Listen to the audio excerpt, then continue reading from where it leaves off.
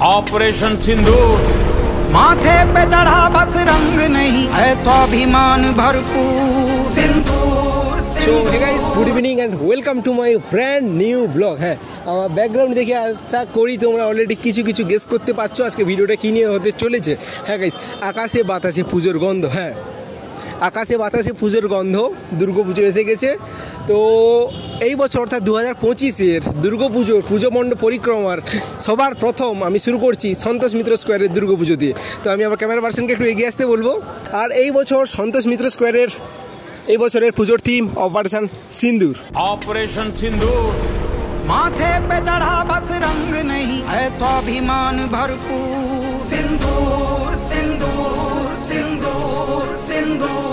আমার ব্যাকগ্রাউন্ডে যে থিমটা দেখতে পাচ্ছ এটা কিন্তু নর্মাল কোনো থিম নয়, এটা হচ্ছে একটা পাহাড় কেটে যে মিলিটারি যে সেনার ঘাঁটি থাকে ঠিক ওই রকমই যে পাকিস্তানি জঙ্গিরা যে ভারতীয় একদম নির্দোষ ভারতীয়দের উপর যারা ট্যুরিস্টে ঘুরতে গিয়েছিল তাদের উপর যে নির্মম যে আক্রমণ করলো, যে অ্যাটাক করলো, তারই পরিপ্রেক্ষিতে কিন্তু সন্তোষ মিত্র স্কোয়ারের এই বছর থিম অপারেশন সিন্দুর।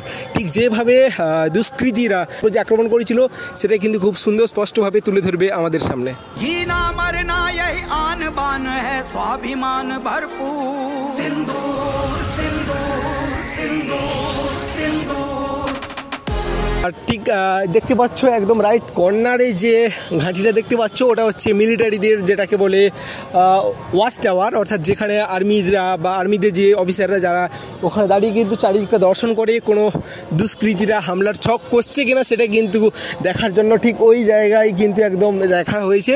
প্রত্যেক বছরের মতো কলকাতা পুলিশ যেভাবে সন্তোষ মিত্র স্কোয়ারের উপর অ্যাটাক করে পুজো বন্ধ করে দেওয়ার যে পরিকল্পনা আমাদের রাজ্যের সরকারের, সেটা কিন্তু শোনা যাচ্ছে কিছু যে এবছর কিন্তু অলরেডি নোটিশ পাঠিয়ে দিয়েছে, হয়তো বা এবছরও পুজো মাঝখানে বন্ধ করে দেওয়ার একটা সম্ভাবনা থাকে। আর সজল ঘোষ তো আছেই, আমাদের সবার হয়ে লড়বে। ঠিক আছে, আসো।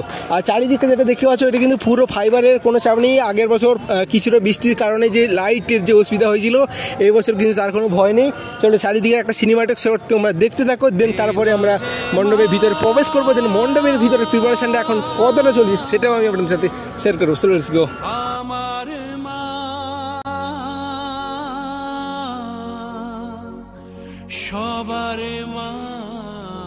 দেখো চারিদিকে যে এত মানুষের এই অজস্র পরিশ্রম, কতটা পরিশ্রম করার পরে যে সাধারণ মানুষ যে এত সুন্দর একটা দৃশ্য যারা দেখতে পাই, উপলব্ধি করি।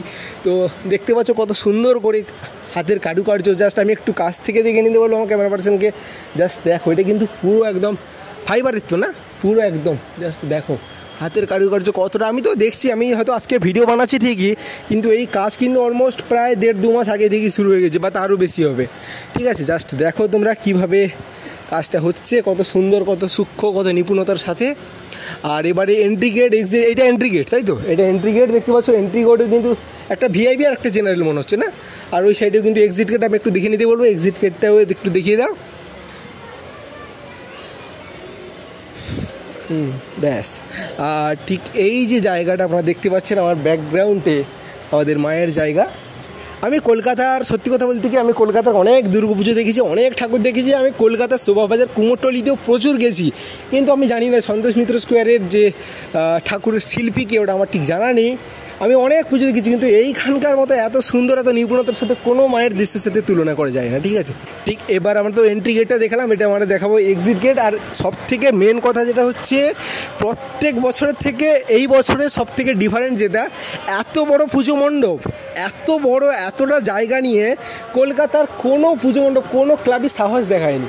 সন্তোষ মিত্র স্কোয়ারের প্রত্যেক বছর নর্মাল যেভাবে হয় আর কি, ঠিক পাশে যে একটা চিলড্রেন পার্ক রয়েছে পাশেই, ঠিক ওটাও কিন্তু এবছর পুজোর জন্য কিন্তু ব্যবহার করা হয়েছে। আমি একটু এই সাইডটি আসো, আমি একটু দেখে নেব। দেখো জাস্ট এইখান থেকে, আমি জানি না এখান থেকে কতটা আমরা ভিউটা দেখাতে পারবো, ঠিক উপর দিকে ক্যামেরাটা করে দেখিয়ে নাও। এইটা হচ্ছে সন্তোষ মিত্র স্কোয়ারের যে মেন জায়গা, ঠিক আছে, যেখানে আমরা দাঁড়িয়ে এখন কথা বলছি। আর ঠিক ওই আমার দিকে একটু দেখিয়ে নাও, ঠিক ওই যে সাইডে যে একটু নিচ দিয়ে দেখো, ভালো বোঝা যাবে। একদম ওই সাইডে কিন্তু চিলড্রেন পার্ক, ঠিক আছে, ওই পার্কটাও কিন্তু একদম পুরো নিয়ে নেওয়া হয়েছে। জাস্ট কল্পনা করা যাবে না, মানে এটা কনফার্ম যে ওয়াইড অ্যাঙ্গেল ছাড়া কোনো মোবাইলেই মানে একবারেই পুরো ছবিটা উঠবে না। ঠিক আছে, তো আর আমি একটু এই সাইডে দেখে নাও, এখানে কিন্তু অলরেডি এলইডির যে কাজকর্মগুলো চলছে অলরেডি। ভিতরের দৃশ্যটা একটু দেখে নাও তোমরা, জাস্ট দেখো অমায়িক ভিউ। যে কত মানুষের এই অক্লান্ত পরিশ্রমের ফলে সাধারণ মানুষ যে ভিউটা পাবে সেটা মানে বোঝাই যাচ্ছে, ঠিক আছে। যাই হোক চলো, আর কি বলবো, একটু এইদিকে আসি। আর এখানে যে দাদারা কাজ করছে আমি একটু জিজ্ঞাসা করবো কতদিন আগে থেকে এইটা শুরু হয়েছে। তোমরা দেখতে পাচ্ছ সামনে যে দাদারা কাজ করছে, আমি একটু জিজ্ঞাসা করবো কতদিন আগে থেকে এই কাজটা চলছে, কোথা থেকে এসছে এটা একটু আমি জিজ্ঞাসা করবো। 1 মাস আগে থেকে। তো 1 মাস আগে থেকে কাজ করেও তোমাদের টিমে একটু অনুমান করে বলো কতজন তোমরা কাজ করছো একসাথে? না সে হিসাব করে 70 জন কাজ করছে 1 মাসের মধ্যে। এত বড় একটা প্রজেক্ট, আর হয়তো হাতে গোনা মাত্র কয়েকটা দিন, ওই 17 দিন মতো বাকি আছে, তাও না।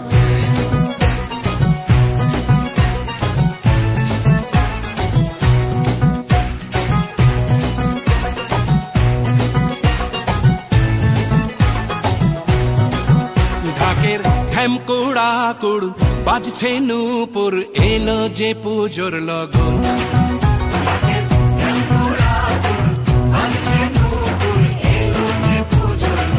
তো গাইস চলো তাহলে আজকের ভিডিওটি এই পর্যন্ত। ভিডিওটি কেমন লাগলো অবশ্যই কমেন্ট করে জানিও। 2025 সালের পুজো মণ্ডপ পরিক্রমার সবার প্রথম শুরু করলাম সন্তোষ মিত্র স্কোয়ারকে দিয়ে, ঠিক আছে। এইরকম চেষ্টা করব কলকাতার প্রত্যেকটি জায়গায়, কল্যাণী থেকে কুমোরটুলি কভার করি কিন্তু আমি আমার চ্যানেলে। অবশ্যই কোনো ভিডিও যাতে মিস না হয় তার জন্য কিন্তু অবশ্যই চ্যানেলটিকে সাবস্ক্রাইব করবেন, ঠিক আছে।